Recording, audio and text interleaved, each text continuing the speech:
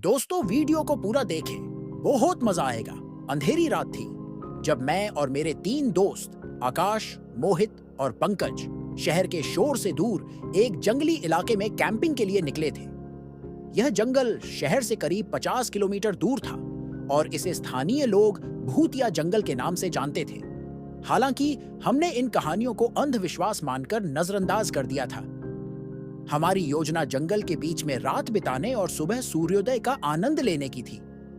हम रात के करीब 8 बजे जंगल में पहुंचे। चारों तरफ घना अंधेरा था। केवल हमारी टॉर्च की रोशनी में रास्ता दिखाई दे रहा था। हवा में अजीब सा सन्नाटा था, मानो प्रकृति ने कुछ छिपा रखा हो।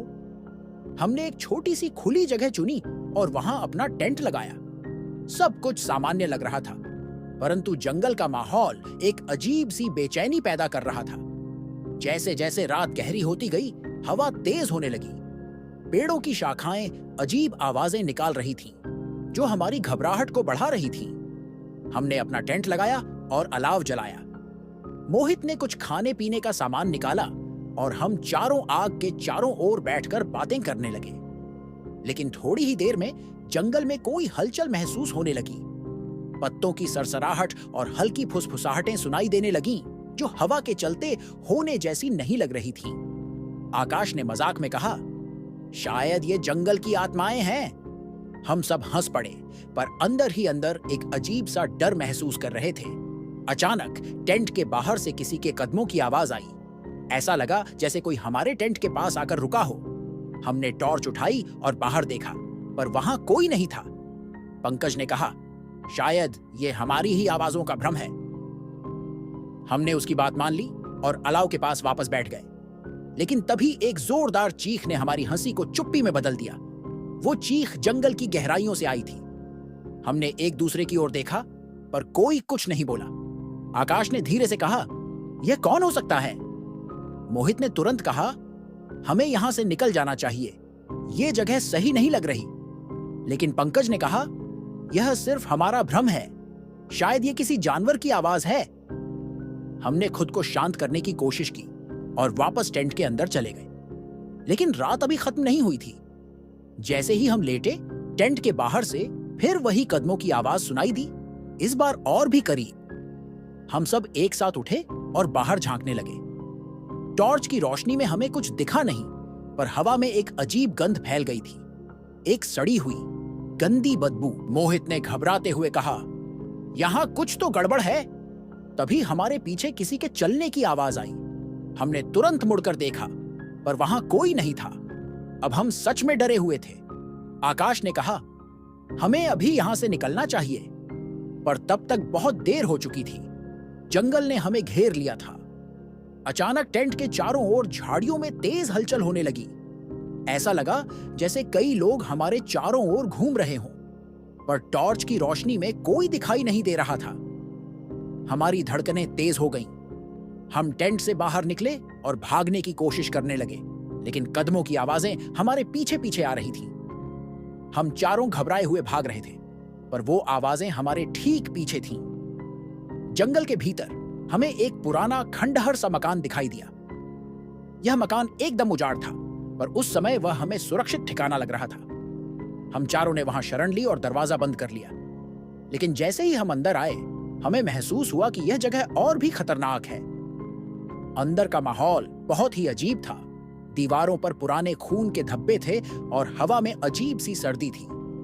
पंकज ने कहा, हमें यहां से निकलना होगा, यह जगह अच्छी नहीं लग रही।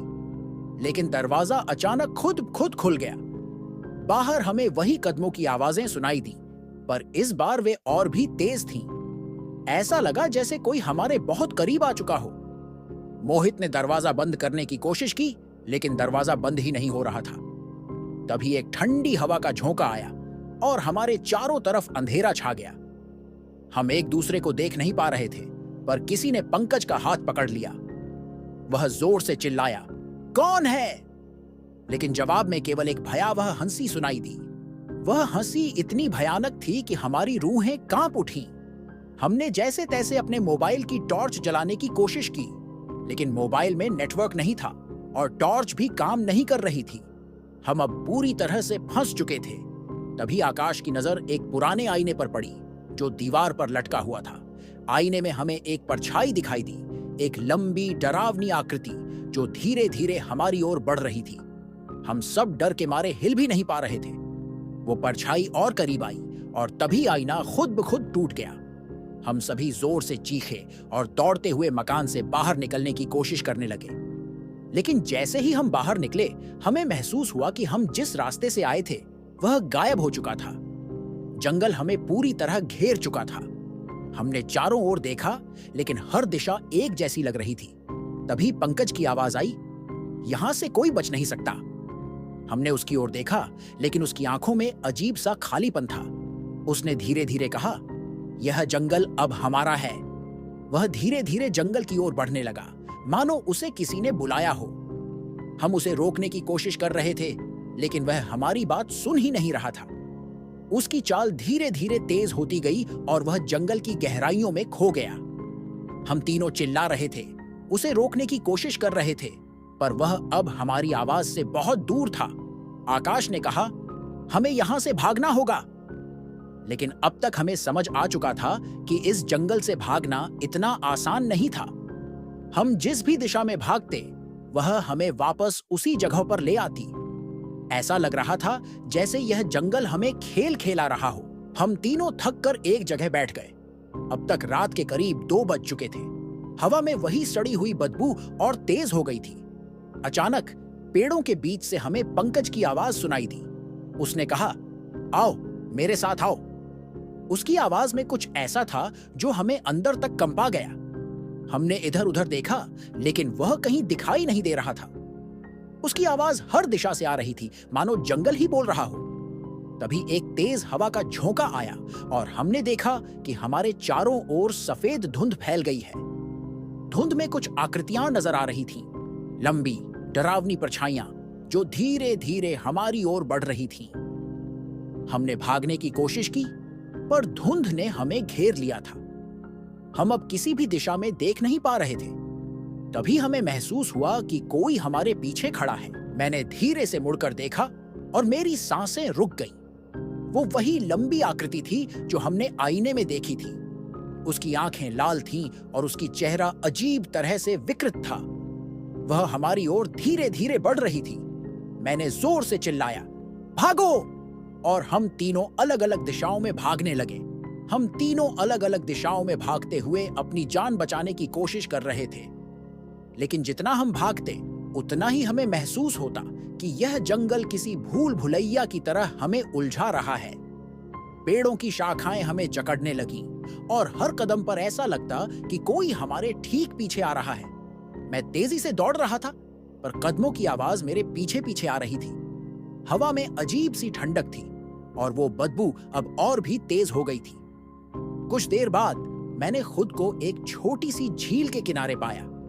चारों ओर का दृश्य धुंधलाया हुआ था और आसमान में चांद का हल्का सा उजाला दिखाई दे रहा था। मेरे दिल की धड़कनें इतनी तेज थीं कि मैं अपनी सांसों को काबू में नहीं कर पा रहा था। मैंने चारों ओर देखा, लेकिन मोहित और आकाश कहीं नजर नहीं आ रहे थे। इस अजीब से सन्नाटे में मैं अकेला खड़ा था और झील के पानी में हल्की लहरें उठ रही थीं। तभी पानी में हलचल हुई, जैसे किसी ने उसमें कदम रखा हो। मैंने ध्यान से देखा तो झील के बीचों बीच एक आकृति दिखाई दी।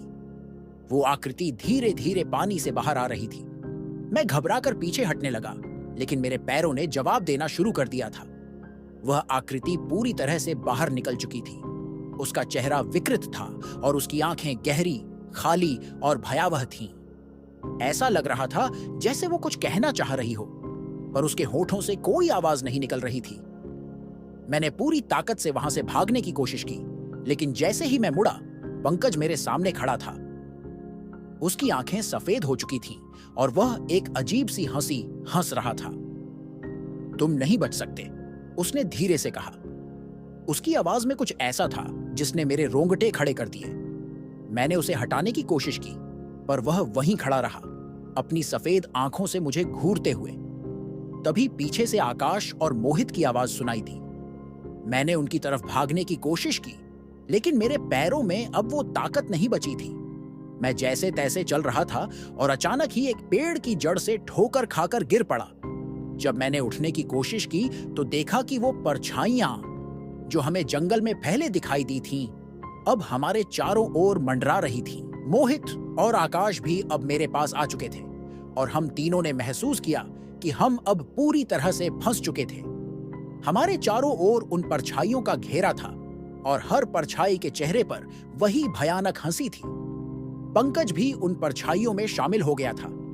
उसकी आंखें अब पूरी तरह से काली हो चुकी थीं और उसने हमें डरावनी नजरों से घूरते हुए कहा, अब तुम सब इस जंगल का हिस्सा बन चुके हो। हम समझ नहीं पा रहे थे कि क्या करें। हर दिशा में वही अजीब सी परछाइयां थीं और हवा में उनकी हंसी गूंज रही थी। आकाश ने हिम्मत जुटाकर कहा, हमें एक दूसरे का हाथ पकड़ना चाहिए और भागने की कोशिश करनी चाहिए। मैंने और मोहित ने उसकी बात मानी और हम तीनों ने एक दूसरे का हाथ पकड़ा। हमने भागने की कोशिश की, लेकिन जैसे ही हमने कदम बढ़ाया, हमें महसूस हुआ कि जमीन खिसक रही है। ऐसा लग रहा था कि जंगल हमें निगल रहा हो। पेड़ के तने अचानक से बड़े होते जा रहे थे और उनके बीच से अजीब सी रोशनी निकलने लगी। उन रोशनियों के बीच हमें कुछ आकृतियां दिखीं। वो वही आत्माएं थीं जिनकी कहानियां हमने सुनी थीं। उन सब के चेहरे भयानक थे और उनकी आंखों में शून्यता थी। वे धीरे धीरे हमारी ओर बढ़ रही थीं और उनकी चाल में अजीब सा कड़वाहट भरा ठहराव था। मोहित ने जोर से कहा, हमें किसी भी हालत में यहां से बाहर निकलना होगा। लेकिन अब हमारी उम्मीदें पूरी तरह से टूट चुकी थीं। पंकज की आत्मा, जो अब पूरी तरह से भूतिया हो चुकी थी, हमारे सामने खड़ी थी और कह रही थी, तुम्हारा अंत आ चुका है। उसकी बातें हमारे दिमाग में गूंजने लगीं। हम पूरी तरह से निराश हो चुके थे और तब तक हमारी हिम्मत जवाब दे चुकी थी। लेकिन अचानक मैंने देखा कि झील के पास एक पुरानी टूटी फूटी नाव पड़ी थी। मैंने आकाश और मोहित से कहा, वहां एक नाव है, शायद हम उससे इस जगह से निकल सकते हैं। हमें उस नाव के सिवा कोई उम्मीद नहीं थी और हमने जैसे तैसे अपने शरीर को घसीटते हुए झील की ओर बढ़ना शुरू किया। जैसे ही हम नाव के पास पहुंचे, हम सभी ने महसूस किया कि झील की लहरें अब शांत हो चुकी थीं, मानो वो हमें जाने की अनुमति दे रही हों। हमने नाव में सवार होकर उसे किनारे से धक्का दिया। नाव धीरे धीरे पानी में तैरने लगी और हम सभी ने राहत की सांस ली। ऐसा लग रहा था कि हमने उस भयानक जंगल से छुटकारा पा लिया है। लेकिन तभी झील के पानी में हलचल हुई और एक बार फिर वही भयानक आकृति पानी से बाहर आई। इस बार उसका चेहरा और भी विकृत था और उसकी आंखों में एक अजीब सा दर्द झलक रहा था। वह हमारे पास आकर धीरे से बोली, तुम कभी इस जंगल से बाहर नहीं निकल सकते। हमने नाव को तेजी से खींचने की कोशिश की, लेकिन तभी वो आकृति पानी से बाहर निकलकर हमारे पास आ गई। उसकी भयानक हंसी फिर से गूंजने लगी और हमारी नाव अचानक से पलट गई। हम सभी पानी में गिर गए और पानी के अंदर खींचे जाने लगे। मुझे लगा कि यह हमारा अंत है, लेकिन जैसे ही मैं डूबने लगा, मुझे किसी ने झंझोड़ कर जगाया। मेरी आंखें खुलीं और मैंने देखा कि मैं अपने बिस्तर पर लेटा हुआ था। चारों ओर सब कुछ सामान्य था। क्या यह सब एक सपना था? मैंने घबराकर अपने दोस्तों को फोन किया और सभी ने बताया कि उन्होंने भी वही सपना देखा था। उस अजीब सपने के बाद हम चारों सकते में थे। ऐसा कैसे हो सकता है कि एक ही रात में चारों ने बिल्कुल एक जैसा सपना देखा हो? आकाश ने कहा, शायद यह सिर्फ हमारा मानसिक तनाव था। हम लोग घने जंगल में थे और वही हमारे सपनों में आ गया। लेकिन मोहित की आवाज कांप रही थी। उसने धीरे से कहा, लेकिन सपने इतने असल कैसे हो सकते हैं? वो चीखें, वो परछाइयां, वो झील, सब कुछ इतना वास्तविक लग रहा था। पंकज, जो सबसे ज्यादा शांत स्वभाव का था, अब तक खामोश बैठा था। उसकी आंखों में डर साफ दिख रहा था। उसने धीरे से कहा, यह सिर्फ सपना नहीं था। उसकी आवाज में अजीब सी गंभीरता थी, जिससे हम सब सिहर उठे। मैंने उससे पूछा, तुम ऐसा क्यों कह रहे हो? पंकज ने अपनी जेब से एक गीली पुरानी चेन निकाली।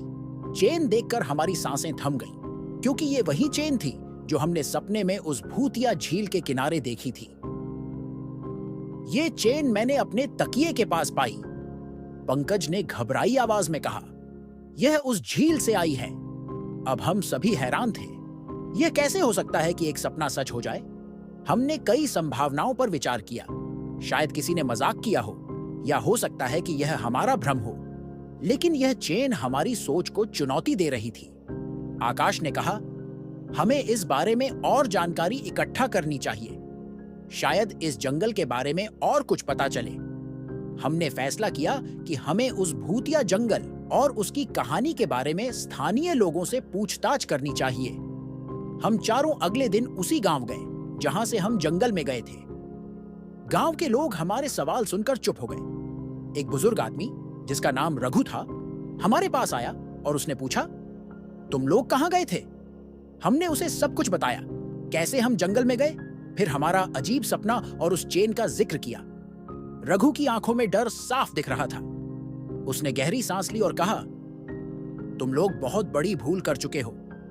वो जंगल कोई साधारण जगह नहीं है। कई साल पहले वहां एक बड़ा हादसा हुआ था।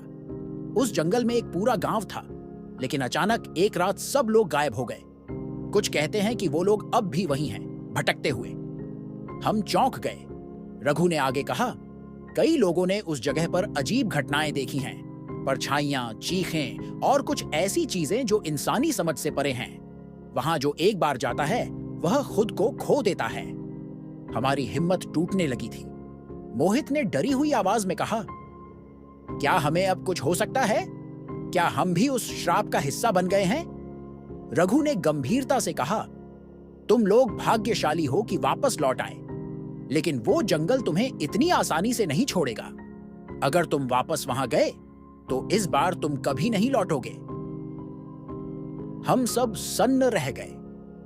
यह सिर्फ एक रात की कहानी नहीं थी। यह जंगल अब हमारे जीवन का हिस्सा बन चुका था। अगर यह वीडियो अच्छा लगा हो तो लाइक करें, अपने दोस्तों के साथ शेयर करें और ऐसे ही वीडियो के लिए चैनल को सब्सक्राइब करें। धन्यवाद।